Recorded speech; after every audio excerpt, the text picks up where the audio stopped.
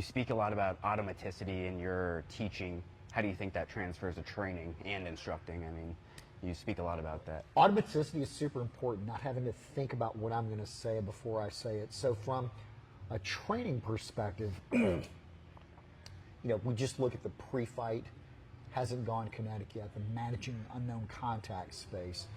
Being able to not think about what I'm going to say, the verbal boundary that I'm establishing, that having that well recorded and pre-rehearsed, it being automatic, having automaticity on my language, frees my mind up to do things like pay attention to body language. The same thing when I'm teaching, I know Brian knows what we're going to say next because it's so well rehearsed.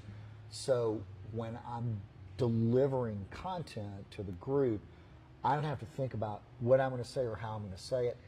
And because I don't, that frees me up to observe the effect of the information. So I can look at this guy as my mouth is delivering the message and see that guy's asleep, that guy thinks I'm full of shit, this guy's heavily invested, and I can pay more attention to the effect that the message is having versus delivering the message because of the automaticity. So it's really important. Automaticity is really the key, in my opinion, to managing a multitask world in which you're a single task creature.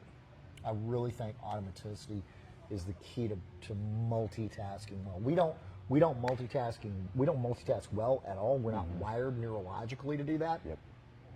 But reducing the amount of cognitive active engagement that I have with any given process allows me more hard drive space for another process. So I think automaticity as a concept for both the moment and for teaching, I think is super important.